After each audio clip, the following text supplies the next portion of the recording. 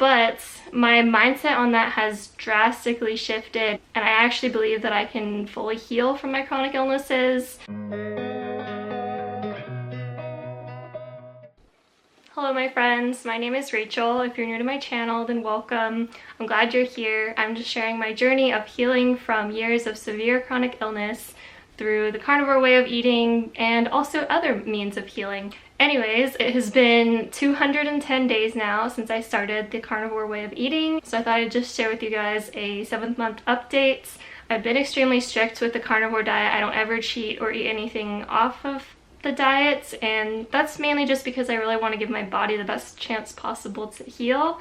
And actually the last, I think a little over 4 months, I've been doing a stricter version of the carnivore diet called the Lion Diet, where I just eat ruminant meats and salt. So no seasonings, sugar, sauces, or anything like that on my meat, just meat and salt.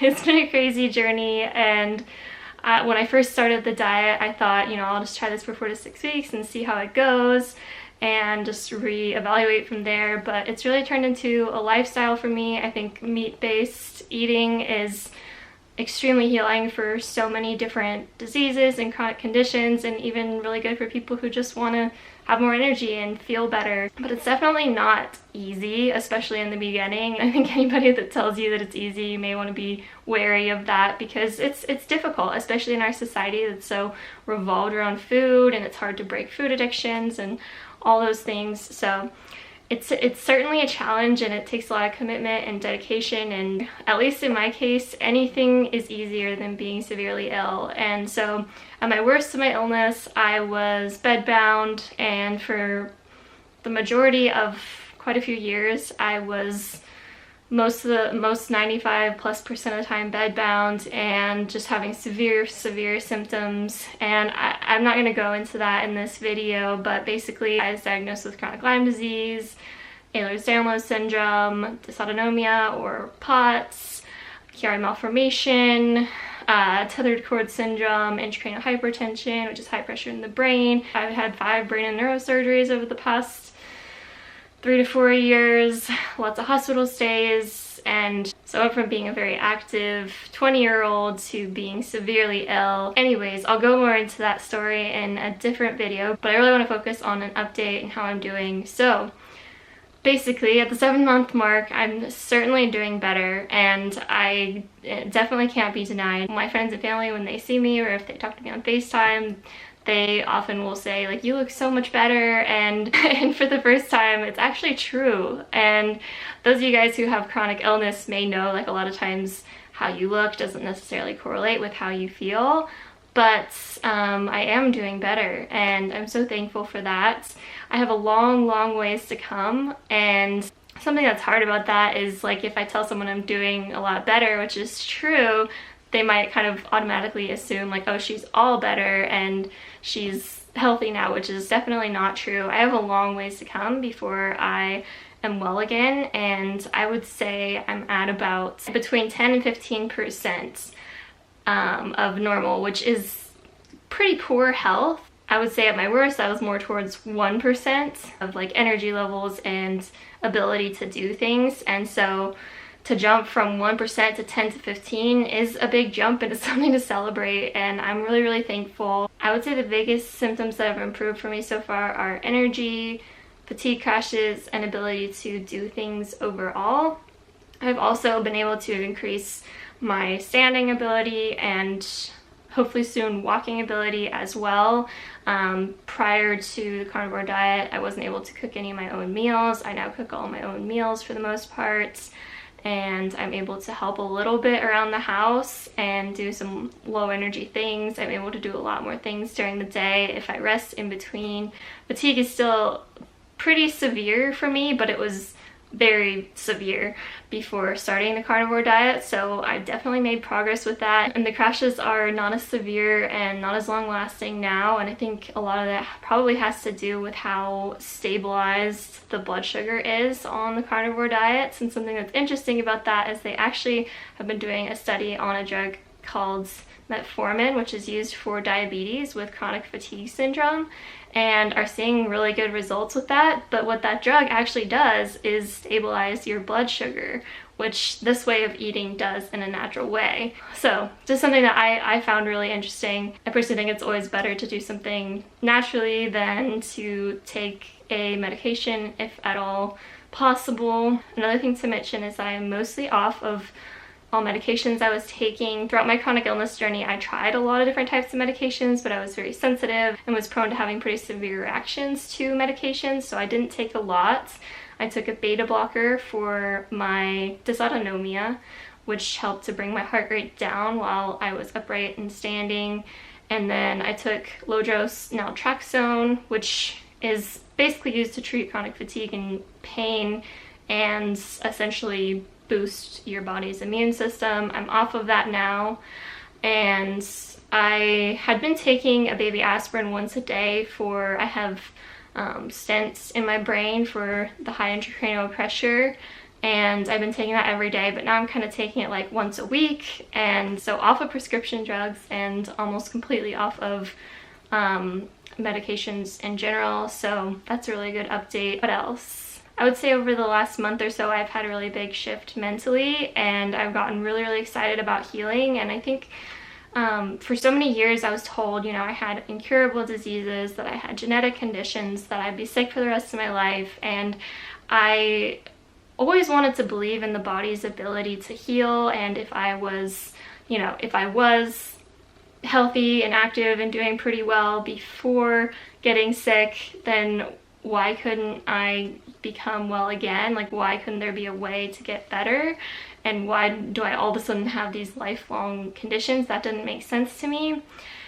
But over years of being told that, I kind of started to believe it, and I didn't lose hope for getting better, but I kind of shifted to like an acceptance mind state, if that makes sense. So I was trying to accept that I would likely be sick forever and continue doing the best I possibly could to improve my symptoms and quality of life, but also try to like live my life the best I could with how sick I was. But my mindset on that has drastically shifted, and I actually believe that I can fully heal from my chronic illnesses, EDS included. I know that a lot of people may not agree that that's possible, but I've been doing a lot of research on epigenetics and neuroplasticity, and I've become really excited about all sorts of different methods of healing. And recently I've been looking into a program called DNRS, which stands for Dynamic Neural Retraining System.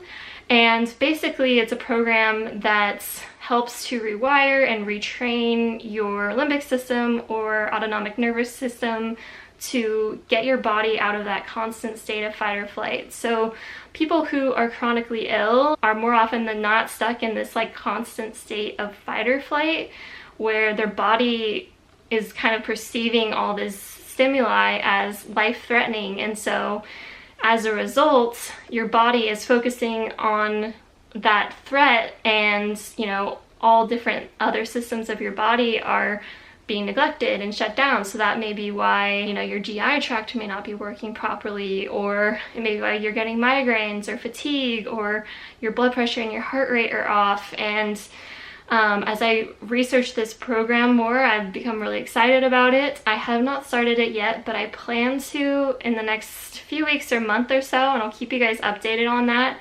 So I can't recommend it personally, but I've been reading the book of the creator of DNRS, which is called Wired for Healing. And like I said, basically it's just trying to rewire your brain to get you back into that parasympathetic state so that your body can start to heal. And I think that the mental and the brain dysfunction aspect of chronic illness is something that is very often overlooked, definitely even in the carnivore community. And I've read about a lot of stories of people fully recovering from severe mast cell and histamine intolerance issues through a program like DNRS. There are other brain retraining programs like the GUTSA program or ANS Rewire, which I've looked into several of them, but I've decided to kind of start with DNRS. So I'll put a link to their website below if you want to look at what they're doing. They have a lot of information about their program and lots of testimonials and all those sorts of things. And so I found that really helpful, but like I said, I can't personally recommend it yet because I haven't started it yet. So I've been doing a lot of things like spending more time out in the sun, spending more time outside. I've been meditating. I've been reading about and listening to a lot of people's recovery stories from severe chronic illnesses, and it's just been getting me really excited about healing, and it's something I've pretty quickly become very passionate about, and I'm excited to continue to share more about my journey and more about what I find helpful. But I'm coming to really believe that most chronic conditions, there is a way to heal and go into remission, and if not that, then to drastically improve in symptoms and quality of life. I think that diet and quality of food and the way that you're eating is a huge part of that, but I don't think it's everything. And I think sometimes in the carnivore community, everybody makes it sound like, oh, like just eat this way for 30 days and you'll be healed of everything. And that's just not the case, especially for people with very severe chronic issues. And so another thing that I've been doing over the last few months is I've had prolotherapy treatments on my neck for severe cervical instability, and a few years ago I had a surgery where they fused the bottom of my skull to C2 in my neck due to the severe instability in my neck compressing my brainstem. It's causing all sorts of serious and severe neurological symptoms and issues. So I still have a lot of trouble in my neck below there and often have to wear a neck brace. So we went to Florida to have a series of these injections done for 6 weeks, and they did improve my symptoms of neck instability. But like with everything, I think that's just a piece of the puzzle in my healing, and I'm just continuing to try to seek out things that will bring me more healing and more quality of life, less symptoms, all those things. And something else is that, like, for years, my neurological symptoms and brain fog was so severe that I really had trouble reading books. I wasn't able to read a lot, and if I did, it was only for short windows, and I would have to like read really slow and reread things to be able to process them. And I feel like I've kind of started to get my brain back, and so I think that's really another reason why I've been spending a lot more time reading and researching, listening to podcasts, trying to learn as much as I can about all sorts of different methods of healing, and just keep an open mind and be willing to try different things, because you never know what might work. And I think a lot of times people, if something works for them, they might think, oh, like this is going to work for everybody else, but everybody is different. And I think there are certain things that may be really good for all or most people. I think cutting out processed foods, refined sugar, grains, and seed oils are something that pretty much everybody could benefit from. But I think there are other things like fat levels, electrolyte levels, and all sorts of different things that people just are different with, and you kind of just have to experiment to see what works for you. And going into the carnivore diet, I had done like a month of extensive research on the carnivore way of eating, and I'm really glad that I spent that time to learn more, because I think it kind of prepared me for what could come. I'm just thankful that I found this way of eating. It's something I plan to continue. As for the lion diet, which is the stricter version of the carnivore diet with only ruminant meats, that's something that I may not continue for long term, and something that I'm questioning whether I believe if it's like a higher level of healing than regular carnivore. I've been really researching that a lot and considering adding in wild-caught salmon or pasture-raised chicken, and I'll keep you guys updated on that. I have a lot of thoughts on the lion diet. I think it can be really good for a lot of people, but I also in some ways kind of feel like it's putting a band-aid over symptoms and not necessarily healing the root cause of illness.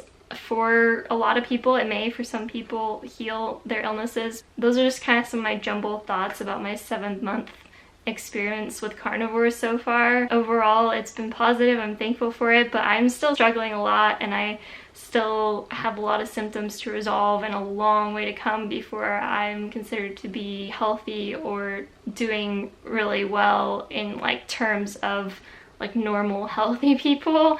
Something interesting that I thought about before is like, if a healthy person was like experienced what I experienced right now in terms of symptoms, like I think they would be miserable and they would probably not be able to get out of bed. But because I've had years of these severe symptoms, I've kind of been forced to get used to it. Also, I don't want to say like fake it, but like make it appear that I'm doing better than I actually am. So yeah, I have long ways to come if I'm 10 to 15% now to get back to 100%, which now I really believe I can get there. And I'm excited about getting there. Healing takes time. If you're taking longer than what it seems like most people to heal on this way of eating, then don't be discouraged. Keep trying new things, keep experimenting, keep learning, because, you know, ultimately you'll find something that will work. But for me right now, the thing I'm most excited about is neuroplasticity and the idea of trying to heal and rewire my autonomic nervous system. I'll put a link up here to the video that I did recently where I talked about 14 different things to consider in complex health situations. Those are just some things that I've been considering changing or experimenting with in my own journey to healing. There's so many things that you can alter and adjust, and sometimes it can become overwhelming, but I'm just trying to pace myself and do what feels best for my situation. So another thing that I forgot to mention is that something that I think my body still really struggles with is digesting fat. I don't have a gallbladder, so I am aware that ox bile can help with that, and that's something that I recently started taking again, so I'm hoping that will help. I would say my gut is still a wreck. 7 months into carnivore, my gut has not healed. It has a long way to come. I'm keeping an open mind and thinking of all sorts of different things I can experiment with to try to heal my gut. I think that's mostly it for my 6-month update, but know that I'm always cheering you guys on and wishing all the best for you in your healing journey, whatever it might look like. I look forward to making lots of new videos soon. Be sure to subscribe if you haven't already, and I'll look forward to seeing you guys next time.